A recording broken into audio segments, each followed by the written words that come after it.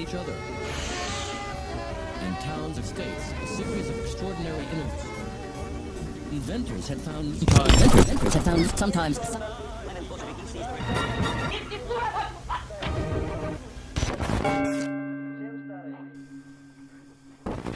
Halo semuanya, Assalamualaikum warahmatullahi wabarakatuh. Sebelumnya, perkenalkan kami dari kelas 2B Administrasi Publik Tirta, kelompok 3, mata kuliah Ilmu Filsafat, dengan dosen pengampu Ibu Niki Pravitri, SOS MSI.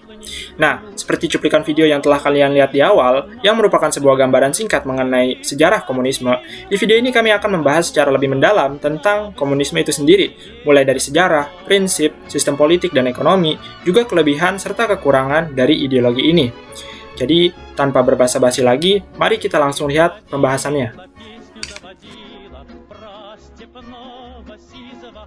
Apa itu komunisme? Menurut Muhammad Khairi dalam buku berjudul Perbandingan Ideologi Pancasila dan Ideologi-Ideologi Dunia, ideologi komunisme adalah gerakan sosial dan politik yang memiliki tujuan menciptakan masyarakat tanpa kelas yang dapat hidup bernegara dengan terstruktur pada kepemilikan umum dari alat-alat produksi yang ada. Dalam sejarah, istilah komunis sendiri muncul pertama kali di Prancis sekitar tahun 1830, yakni pada saat adanya gerakan revolusi yang menghendaki perubahan pada pemerintahan yang bersifat parlementer dan dihapuskan adanya raja saat itu. Istilah komunis sendiri ditujukan kepada orang dari golongan para sosialis yang bersifat radikal dan tergolong militan. Selain itu, komunisme juga lahir sebagai reaksi terhadap adanya revolusi industri dan kapitalisme di Eropa pada abad ke-19 tersebut, di mana hal ini memunculkan berbagai kesenjangan antara para pemilik modal produksi dan juga para buruh karena adanya revolusi industri dan kapitalisme tadi. Kemudian, pada tahun 1848, istilah komunisme kembali diperkenalkan oleh seorang tokoh berkebangsaan Jerman yang bernama Karl Heinrich Marx dan juga sahabatnya yang bernama Friedrich Engels, melalui tulisannya yang berjudul Manifesto Komunis. Dalam bukunya tersebut, penggunaan kata komunis ditujukan untuk memberikan pengertian yang revolusioner sekaligus memperlihatkan kemauan untuk bersama dalam arti hak milik dan dalam hal menikmati sesuatu. Karl Marx sendiri melahirkan dan mendefinisikan konsep komunismenya menggunakan sebuah pemahaman filosofis yang dikenal dengan nama materialisme dialektik dan historis, di mana pemikiran ini ia dapat dari dua orang filsuf terkenal saat itu, yaitu Hegel dengan pemikiran idealisme dialektisnya dan Ludwig Feuerbach dengan pemikiran materialismenya.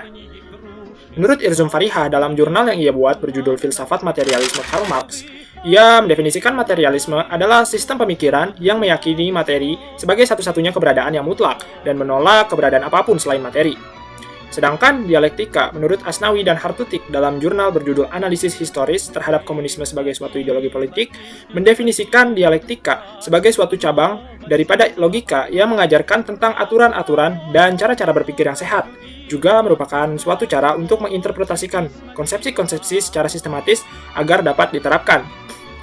Nah, menurut Karl Marx sendiri, untuk melakukan perubahan menuju masyarakat komunis yang tanpa kelas atau unclasses, diperlukan adanya sebuah revolusi. Revolusi yang digambarkan menurut Karl Marx mengalami dua tahapan. Yang pertama adalah revolusi yang dipelopori oleh kelas borjuis untuk menghancurkan kelas feodal, dan yang kedua adalah revolusi yang dilakukan oleh kelas pekerja atau proletar dalam usahanya menghancurkan kelas borjuis. Kemudian, Karl Marx juga mengeluarkan teori-teori lain seperti teori kelas sosial, teori negara kelas, dan teori konflik. Nah, dari ide-idenya tersebut, Karl Marx berhasil membawa pengaruh yang cukup besar terhadap berjalannya perkembangan sejarah dunia. Banyak pergerakan dan revolusi-revolusi besar yang didasari atas pemikiran-pemikiran komunisme Karl Marx ini.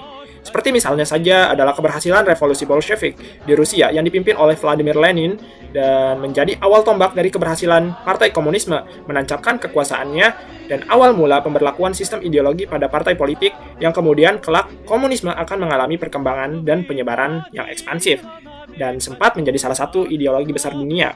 Banyak negara-negara di dunia yang terpengaruh. Tak luput juga Indonesia ya, pada saat zaman revolusi hingga era akhir Orde Lama, di mana pengaruh-pengaruh komunisme saat itu masih sangat kental.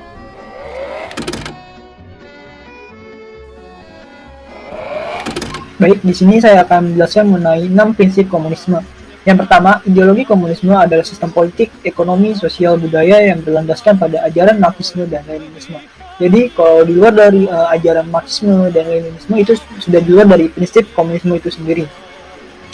Yang kedua, ideologi komunisme khususnya pemikiran Marx memiliki kekuatan pada ekspresinya memberikan harapan. Artinya, sifat dari pemikiran Marx adalah meramalkan atau memprediksikan sesuatu yang akan terjadi dalam kehidupan bermasyarakat. Bentuk pemikiran Marx yang memfokuskan perhatiannya pada perkembangan masyarakat sedikit tidaknya telah menaruh harapan akan lahirnya sebuah masyarakat yang adil dan makmur yang termanifestasikan dalam masyarakat komunis. Filsafat Marx yang komunis telah menyadarkan janji penyelamatan sosial. Yang ketiga, orang-orang komunis percaya pada historical materialis, sebab mereka memandang soal-soal spiritual sebagai efek samping akibat dari keadaan perkembangan materi termasuk ekonomi. Oleh karena itu, mereka tidak memusatkan kepada hal yang bersifat pembangunan spiritual termasuk pembangunan akhlak orang bertuhan. Ideologi komunisme tidak mempercayai Tuhan. Agama dilarang tegas karena hanya dianggap sebagai candu bagi manusia dan masyarakat. Marx juga menyebutkan bahwa agama hanya akan menjadi pemicu perbedaan kelas sosial. Jadi agama hanya akan jadi penghalang bagi terwujudnya masyarakat komunis. Yang keempat, menghalalkan segala cara untuk mencapai suatu tujuan serta cenderung tidak mengakui pernyataan hak asasi manusia. Komunis berpendapat bahwa apapun yang akan dilakukan, mereka akan melakukan apapun untuk mencapai suatu tujuan tersebut, entah itu caranya halal ataupun haram, bahkan bisa melukai hak asasi manusia sendiri agar tujuan mereka dapat tercapai seperti itu. Yang kelima, berprinsip sama rata sama rasa sesuai dengan cita-cita komunisme, yaitu terciptanya masyarakat tanpa kelas. Cita-cita perjuangan ideologi ini adalah terciptanya masyarakat tanpa kelas yang pada akhirnya tidak membutuhkan lagi negara sebagai institusi sosial. Konsep yang digunakan adalah dengan menggunakan prinsip sama rata, sama rasa. Ideologi komunis itu sendiri mempunyai sifat internasional di bidang politik, ekonomi, sosial, dan kebudayaan. Yang terakhir, yang keenam, kebijakan ekonomi, politik, dan pemerintahan dikendalikan serta dikuasai oleh segelintir orang. Untuk menggantikan peran negara sebagai lembaga yang membuat kebijakan, maka dibentuklah Politburo. Apa itu Politburo? Politburo adalah sebuah lembaga yang dikuasai oleh segelintir orang. Oleh sebab itu, kebijakan pemerintahan, kebijakan ekonomi, kebijakan politik hanya dikuasai dan dimanipulasi oleh orang-orang tersebut saja, tanpa melibatkan rakyat atau sebagainya. Sehingga di dalam cita-cita diktator proletariat yang ingin dicapai dalam masyarakat komunis, tetap saja dibutuhkan lembaga yang bertugas untuk mengkoordinasi segala sendi kehidupan masyarakat komunis tersebut. Selanjutnya, saya akan membahas mengenai ciri-ciri komunisme. Yang pertama, paham ini mengajarkan teori pertentangan kelas sosial di masyarakat, sehingga sering terjadi pertentangan antara kaum proletariat atau kaum buruh melawan tuan tanah dan kapitalisme.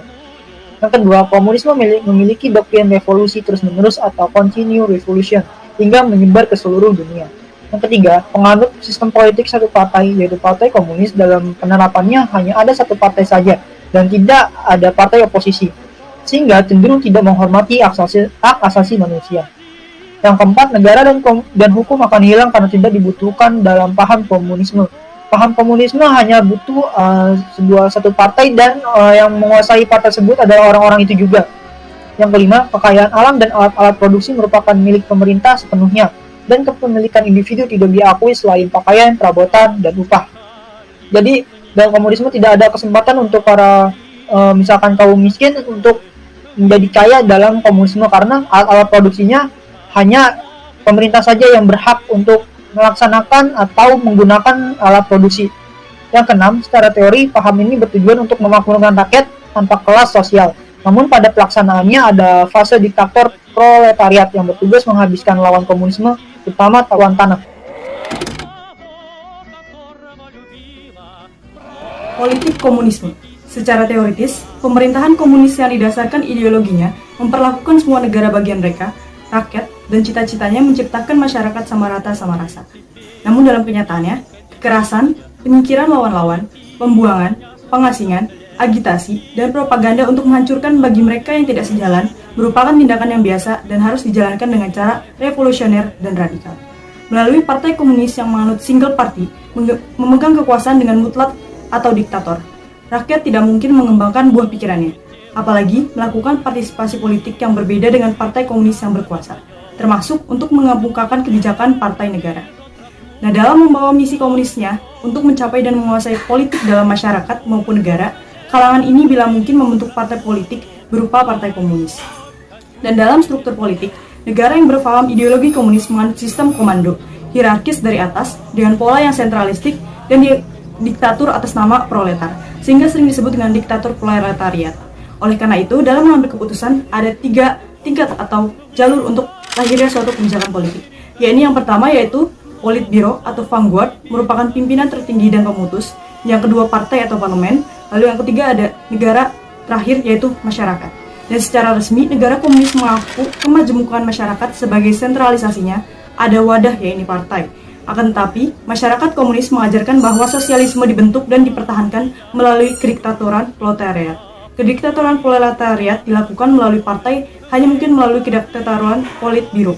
Inilah doktrin sentralisme demokratis. Dalam komunisme, suatu sistem perekonomian di mana peran pemerintah sebagai pengatur seluruh sumber-sumber kegiatan perekonomian. Setiap orang tidak diperbolehkan memiliki kekayaan pribadi, sehingga nasib seseorang bisa ditentukan oleh pemerintah. Semua unit bisnis mulai dari yang terkecil hingga yang terbesar dimiliki oleh pemerintah dengan tujuan pemerataan ekonomi dan kebersamaan. Namun, tujuan sistem komunis tersebut belum pernah sampai ke tahap yang maju, sehingga banyak negara yang meninggalkan sistem komunisme tersebut. Pada hakikatnya, dalam penerapannya, ideologi komunisme dalam suatu negara dengan masyarakatnya tercipta bentuk pemerintahan serta sistem politiknya yang diktator dan otoriter, penguasa dan partai terhadap rakyatnya. Dalam bidang ekonomi, telah menciptakan kelas baru antara pemegang kekuasaan dengan rakyat, yakni ditindasnya hak rakyat dalam berkreativitas di bidang ekonomi serta pemilikannya. Selanjutnya, terdapat kelebihan dan kekurangan dari ideologi komunis. Kelebihannya yaitu, semua orang dianggap sama, sehingga tidak ada yang merasa lebih unggul maupun lebih rendah. Hal ini dapat dilihat melalui bagaimana komunisme menekankan persamaan dan menghilangkan pembagian kelas seperti halnya borjuis dan juga proletar, sehingga setiap individu memiliki hak dan kewajiban yang sama. Yang kedua, dalam aspek ekonomi, cenderung lebih mudah dalam menekan angka pengangguran, inflasi, kesenjangan ekonomi, dan masalah-masalah sosial lainnya. Hal ini demikian karena pemerintah memegang kekuasaan penuh dalam berbagai hal. Yang ketiga, secara umum, jarang terjadi krisis ekonomi ataupun kasus kelaparan. Hal ini terjadi karena pemerintah telah mengelola dan mengatur masalah ekonomi yang termasuk di dalamnya juga mengelola seluruh sumber daya yang dimiliki negara secara terpusat, tanpa campur tangan pihak swasta dan masyarakat hanya mengikuti saja. Yang keempat, jenis kegiatan produksi yang dilakukan untuk memenuhi pasar barang dapat terlaksana dengan lancar. Hal ini terjadi karena pemerintah yang memegang kendali perencanaan dan pelaksanaannya secara terpusat. Yang kelima, yaitu distribusi pendapatan dapat terlaksana dengan mudah. Hal ini terjadi karena dalam ideologi komunis, pemerintah akan memegang kendali pusat baik dalam sumber daya dan lapangan pekerjaan, sehingga setiap individu dapat memperoleh pendapatan dengan distribusi yang adil. Selain kelebihan, terdapat pula kekurangan dalam ideologi komunis. Yang pertama yaitu tidak adanya kepercayaan terhadap Tuhan Yang Maha Esa. Hal ini seperti yang diungkapkan pertama kali oleh Karl Marx, bahwasanya agama adalah candu masyarakat yang harus dijauhi. Maka, setiap individu yang mengikuti ideologi komunis umumnya akan menjadi ateis atau tidak percaya Tuhan. Konsekuensinya yaitu akan membuat mereka menjadi anti Tuhan dan anti agama. Bahkan, mereka cenderung bersikap agresif terhadap kelompok-kelompok agama. Yang kedua, mengurangi motivasi individu untuk menjadi lebih baik, karena segala hal sudah diatur oleh pusat, sehingga apapun usaha yang mereka lakukan, tetap saja kedudukannya akan sama dengan orang lain.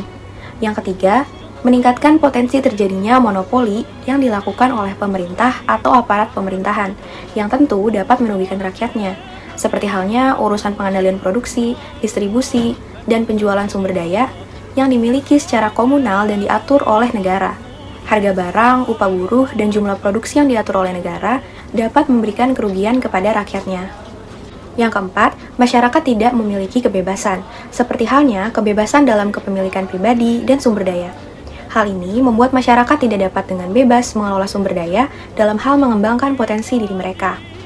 Yang kelima, pers yang ada justru dijadikan alat propaganda oleh pemerintah untuk menyebarkan nilai-nilai komunis, sehingga pers tidak memiliki kebebasan untuk memberikan kritik maupun masukan kepada pemerintah.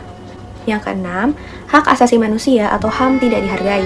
Umumnya, negara yang menganut ideologi komunisme akan melarang atau tidak memperbolehkan rakyatnya untuk memeluk suatu agama karena akan mempengaruhi pola pikir yang menghambat kemajuan suatu negara.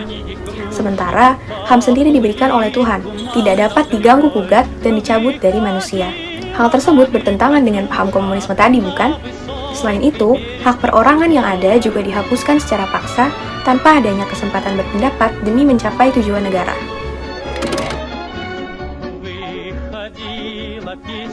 Kemudian yaitu studi kasus. Negara yang kental dengan nilai komunismenya yaitu adalah Korea Utara. Negara ini terbentuk karena pecahnya dua wilayah Korea akibat perang dingin yang sedang berlangsung antara blok barat yang berhaluan liberalis dan juga blok timur yang berhaluan komunis. Pemerintah Korea Utara sendiri sangat mengontrol media massa, internet, buku-buku asing, dan juga majalah. Bahkan aktivitas untuk berpergian ke luar negeri membutuhkan izin perjalanan dengan izin berpergian sangat terbatas. Masyarakat Korea Utara juga sangat dikekang untuk senantiasa patuh dan tunduk terhadap rezim yang sedang berkuasa. Jika melakukan pelanggaran, maka tak segan-segan pemerintah untuk mengeksekusi mati terhadap rakyatnya sendiri. Korea Utara sendiri dalam menghadapi gerakan-gerakan pembelot dengan menggunakan kebijakan represif meneror gerakan-gerakan oposisi. Dengan menggunakan alat birokrasi dan militer, pemimpin utama Korea Utara dapat dengan mudah mengamankan kekuasaannya, seperti meneror sebagai bentuk langkah represi terhadap para oposan. Kesimpulannya yaitu, komunisme sendiri berasal dari sistem politik, sosial, ekonomi, dan kebudayaan berdasarkan ajaran Marxisme dan Leninisme. Sebagai ideologi, komunisme bukanlah ideologi yang sempurna. Tentunya, jika diterapkan pada era saat ini, sangat tidak sesuai dan usang. Negara-negara yang memakai ideologi komunisme tak jarang menghalalkan segala cara untuk mencapai tujuannya, dan juga pemerintah sangat mengendalikan segala kekuasaan di negerinya. Dengan demikian, ideologi komunisme sudah tidak cocok untuk zaman sekarang, yang dimana negara lebih dominan kepada sistem demokrasi. Seperti halnya Korea Utara yang masih bercorakkan ideologi komunisme, seperti tertinggal oleh negara lainnya, terkait dengan peraturan yang ketat dan pemerintahan yang sangat otoriter dan kaku.